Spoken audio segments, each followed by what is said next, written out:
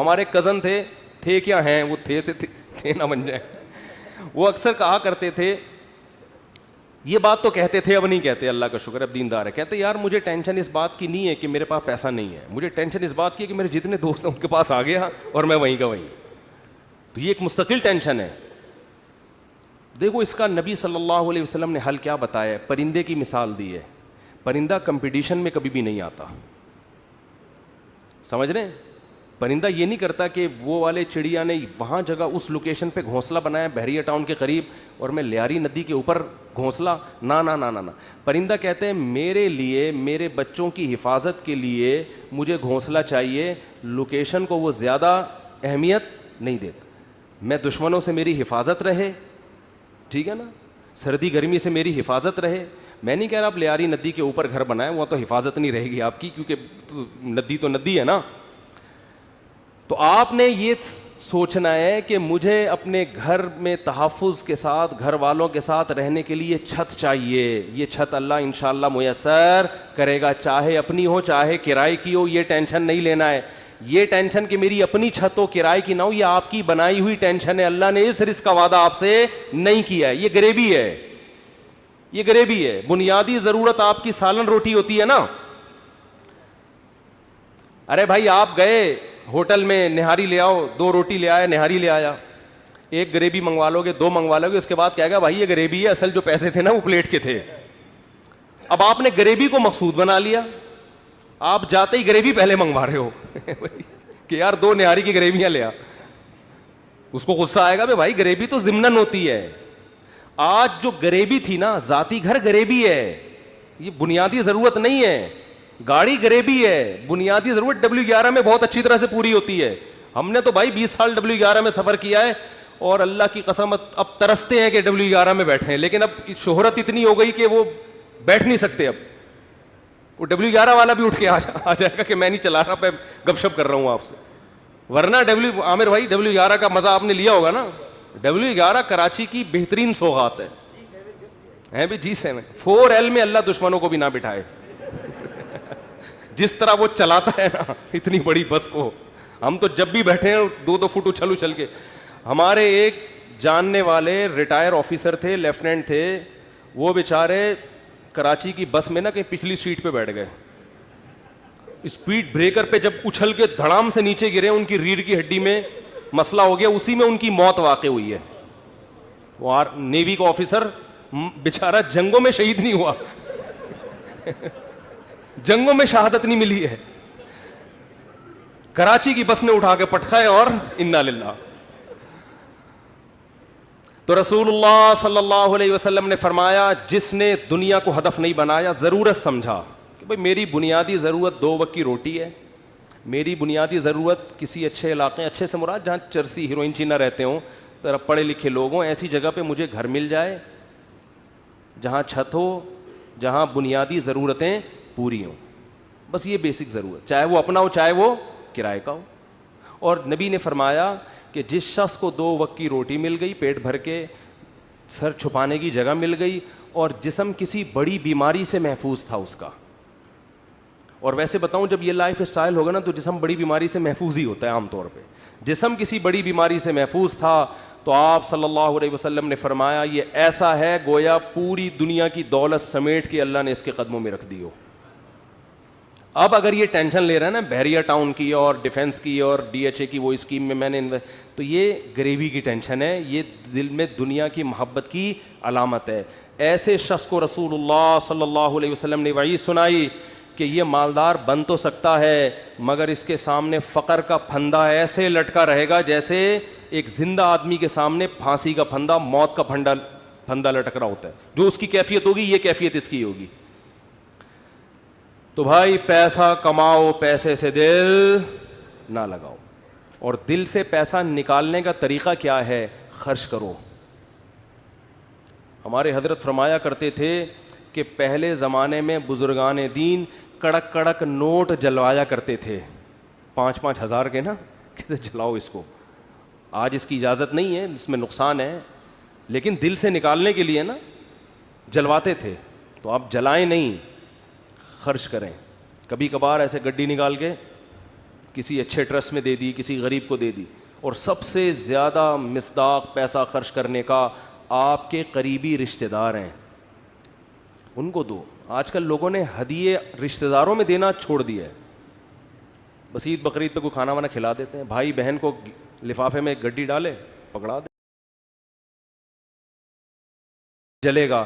جب یہ دل جلے نا, اتنا صدقہ ہو کہ دل میں آرے چلیں, تو یہ آرے چلنے سے دل آئینے کی طرح شفاف ہو جائے گا. شاعر نے کہا ہے نا, آئینہ بنتا ہے رگڑے لاکھ جب کھاتا ہے دل, کچھ نہ پوچھو دل بڑی مشکل سے بن پاتا ہے دل. دل کو دل بنانا تھوڑا ڈیفیکلٹ کام ہے, تو اس کا طریقہ یہ ہے کہ اس میں ذرا رندہ چلے گا نا, رگڑا لگے گا. جب ہم وہ کیا کہتے ہیں, وہ جو ریگمال سے گھسائی ہوتی ہے نا, تو صدقہ کرتے ہوئے اتنا بھی نہ کرو کہ کل دوسروں سے بھیک مانگنی پڑ جائے, اتنا بھی نہ کرو, لیکن اتنا ہو کہ لگے کہ دل پہ گھسائی ہو, تھوڑا سا تکلیف ہو. رسول اللہ صلی اللہ علیہ وسلم نے فرمایا سب سے افضل صدقہ یہ ہے تأمل الغنا و تخشى الفقر, کہ آپ کو یہ ہو کہ اگر میں نے صدقہ کیا تو ہو سکتا ہے میں غریب نہ ہو جاؤں کل, اور اگر نہیں کیا تو اس پیسے سے مزید پیسہ بنا لوں گا. اس کنڈیشن میں جب آپ صدقہ کرو گے تو نبی نے فرمایا یہ صدقہ سب سے افضل ہے, اس میں آپ کا دل بہت جلتا ہے. اور اللہ کا وعدہ ہے کہ جو اللہ کے لیے دیتا ہے وہ غریب تو ہوتا ہی نہیں ہے. صدقے سے کبھی مال, ہم نے کبھی نہیں کسی سخی آدمی کو غریب ہوتے دیکھا. تو اس سے دنیا کی محبت کم ہوگی. حدیث مکمل کر کے بس بیان ختم کرتا ہوں. فرمایا جعل اللہ فقرہ بین عینی وفرق علیہ شملا, جب دولت کو ہدف بنائے گا, مسلط کر لے گا, تو فقر کا پھندا اللہ اس کے سامنے لٹکا دیں گے. ہر وقت ڈر لگا رہے گا یار میں غریب نہ ہو جاؤں, پیسہ ہے, پلاٹ پڑے ہوئے, لیکن ڈر لگا رہے گا یار میں غریب نہ ہو جاؤں. دوسرا فرمایا وفرق علیہ شملا, اس کی فکروں کو اللہ بکھیر دیں گے. اتنی ٹینشن ہے, یہ کام بھی ہو جائے, یہ بھی صحیح ہو جائے, یہ والا بھی ہو جائے, پتہ نہیں سارے کام ٹھیک ہوں گے, ایک اٹکا ہوا ہوگا اس کی وجہ سے ٹینشن. وہ یہ نہیں دیکھ رہا کہ میرے سارے کام ٹھیک ہو رہے ہیں, چلو ایک نہیں ہوا تو کیا ہے.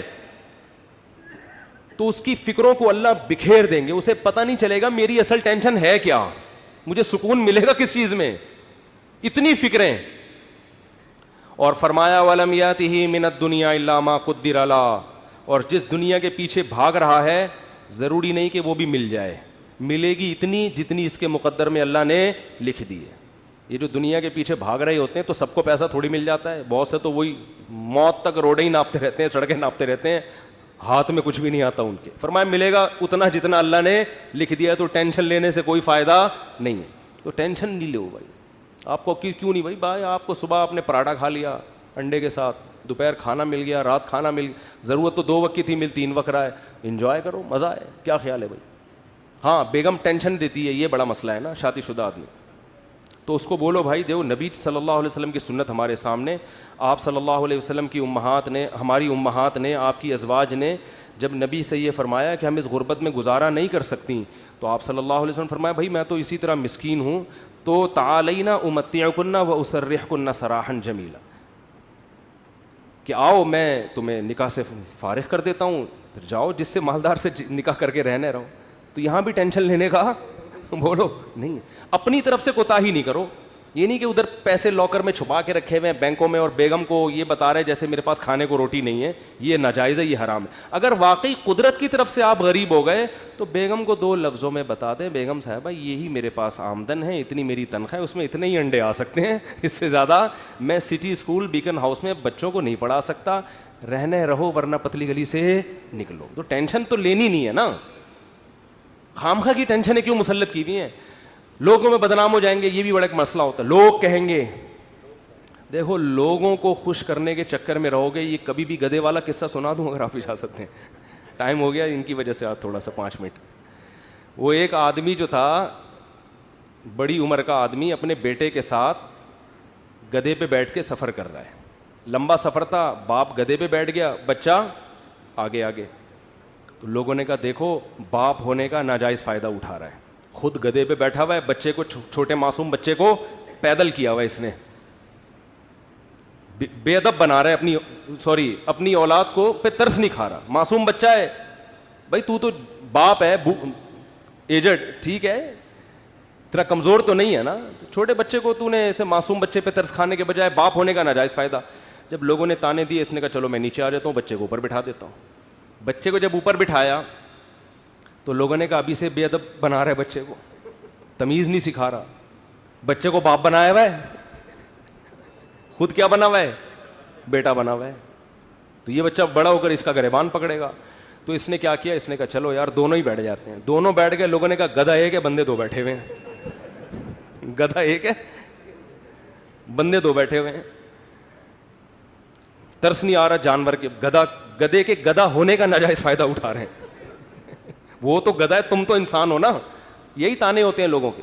اس نے کہا چلو دونوں نیچے اتر جاتے ہیں. اب گدھا خالی ہے. تو لوگوں نے کہا گدھا وہ ہے, حرکتیں ان کی گدھوں جیسی ہیں. بنایا اللہ نے ان کو گدھا, کام ان کے گدھوں جیسے. جب تمہارے پاس سواری موجود ہے تو بے وقوفو پیدل کیوں جا رہے ہو؟ گدھا وہ ہے, کام دیکھو ان کے گدھوں جیسے ہیں. اس نے آگے اٹھا کے دریا میں گدھے کو پھینکا, بولا ایسے ہی ٹھیک. تو بے وقوف تھے. لوگوں کو کہنے دیتے بھائی آپ کو جو سمجھ میں آ رہا ہے آپ اس پر عمل کرو. لوگ جب خود کسی گدھے کے ساتھ سفر کریں گے نا, بھگتیں گے, تو خود فیصلہ کریں گے ہم نے کیا کرنا ہے. تو اس لیے لوگوں کی ٹینشن مت لیا کرو. یہ اس کا کوئی خدا کی, لوگ برائی پہ خوش ہوتے ہیں, لوگ برے کاموں پہ خوش ہوتے ہیں, اچھے کاموں پہ لوگ خوش نہیں ہوتے. آپ نے جو کھوپڑی میں آ رہا ہے وہ کرو. جو چیز آپ کی استطاعت میں نہیں ہے اس پہ ٹینشن کس بات کی لے بھائی آدمی. دیکھو جیل میں کوئی قیدی ہو اور رہائی کا انتظام ختم ہو جائے تو ہم کیا کہیں گے اس کے, بھائی تو صبر کر, بس یہی زندگی گزار, ہنسی خوشی اسی میں خوش رہنے کی کوشش. ایک صاحب نے مجھے بتایا کہ ان کو 4 مہینے کی جیل ہو گئی اور وہ جیل بھی غلط کیس میں اندر. باہر نکلے تو بڑے فٹ فاٹ. میں نے کہا, میں ان سے ملا تو میں نے کہا جیل میں جا کے تو لوگوں کی حالت ایسی ہوتی ہے, اور غلط کیس, مجرم بھی نہیں تھے. کہتے ہیں میں جب جیل میں گیا تو مجھے نہیں پتا تھا کب نکلنا ہے میں نے یہاں سے. تو کہہ رہے میں نے کہا اب اسی کو انجوائے کرو, کانفیڈنس دیکھیں. اب کیا کرو جب ایک چیز اپنے اختیار میں ہی نہیں ہے. تو کہہ رہے میں وہاں ڈپس لگاتا تھا تاکہ تھکاوٹ ہو اور نیند آئے مجھے. اور اچھا وہ ڈولے شولے بھی نا کافی بن چکے تھے ان کے بڑے. میں نے کہا کیا کر رہے؟ کہہ رہے بھائی ہم ڈپس لگاتے تھے, اٹھک بیٹھک 400 بیٹھکیں اوپر نیچے, اور اس طرح میں سارا. اور کہہ رہے جن لوگوں نے یہ کام نہیں کیا وہ دیواروں سے سر مار مار کے پاگل ہو گئے وہ. تو جو چیز اپنے اختیار میں نہیں ہوتی اس کی انسان ٹینشن نہیں لیتا.